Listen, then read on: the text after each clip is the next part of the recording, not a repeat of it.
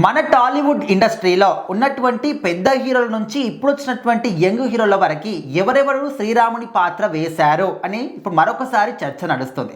అంటే ఇప్పుడు ఎందుకు మాట్లాడుకుంటున్నారంటే రీసెంట్గా రాజమౌళి గారు మహేష్ బాబు గారి కాంబినేషన్లో వచ్చినటువంటి అంటే వారణాసి నుంచి మనకు గ్లిమ్స్ చూసాం. అందులో మహేష్ బాబు గారు కూడా శ్రీరాముడిగా కనిపించబోతున్నారని ఒక చర్చ నడుస్తుంది.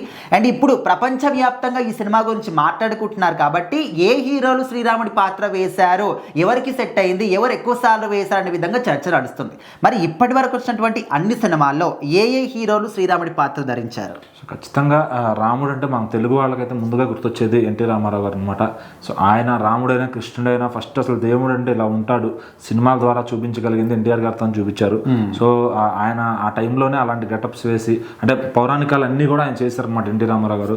సో ఇంకా ఆయనలాగా ఎవరు ఆయనకు సాటి లేరు అనే విధంగా ఆ లుక్ను ఆయన ధరించడం కానీ చాలా మందికి ఇన్స్పిరేషన్ కూడా అయ్యారు ఆయన ఆ పాత్ర వేసి. ఇంకా చాలామంది ఇళ్లలో ఫోటోలకి రూపం కూడా అదే ఉంటుందేమో అనుకున్నట్టుగా ఫిక్స్ అయిపోయారు.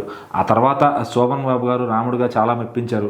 తర్వాత ఏఎన్ఆర్ గారు ట్రై చేశారు, ఆ పాత్ర అంత పెద్దగా వర్కౌట్ అవ్వలేదు.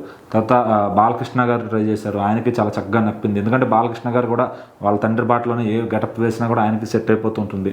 ఇంకా తర్వాత ఈ తరం హీరోల్లో చూసుకుంటే జూనియర్ ఎన్టీఆర్ గారు మొట్టమొదటిగా వేశారనమాట. అది బాలరామాయణంలో గుణశేఖర్ గారి దర్శకత్వంలో వచ్చిన సినిమా అది. సో అప్పుడు రాముడుగా చాలా మెప్పించారు. సో మరి ఇక ఎన్టీఆర్ రామారావు గారు ఆయన కూడా జూనియర్ ఎన్టీఆర్ గారు కూడా పెద్ద ఇప్పుడున్న పొజిషన్లో వేస్తే చూడాలని ఆయన ఫ్యాన్స్ అయితే కోరుకుంటున్నారు. సో మరి అలాంటి సబ్జెక్టు ఎవరు తీసుకొస్తారో మరి ఇప్పుడు ఆయన చూస్తే కుమారస్వామి ఆల్రెడీ ఆ గెటప్ వేస్తున్నారు త్రివిక్రమ్ గారి సినిమాలో అని తెలుస్తుంది. సో మరి రీసెంట్గా ప్రభాస్ గారు వేశారు రాముడు గెటప్ ఆదిపురుష్ సినిమాలో. సో తర్వాత ఇంకా RRRలో రామ్ చరణ్ గారిని కూడా చూపించడం జరిగింది. అంటే అక్కడ హిందీ ఆడియన్స్ అలా ఫీల్ అయ్యారు, ఈయన కూడా ఒక రాముడు సబ్జెక్ట్ చేస్తే బాగుంటుందని చెప్పి. సో తర్వాత హృతిక్ రోషన్ గారు బాగుంటారని కొంతమంది మాట్లాడుకుంటున్నారు. మరి రణబీర్ కపూర్ గారు ఆల్రెడీ రామాయణంలో ఆయన రాముడుగా వేయబోతున్నట్లుగా ఒక చిన్న టీజర్ అయితే వదిలేరనమాట.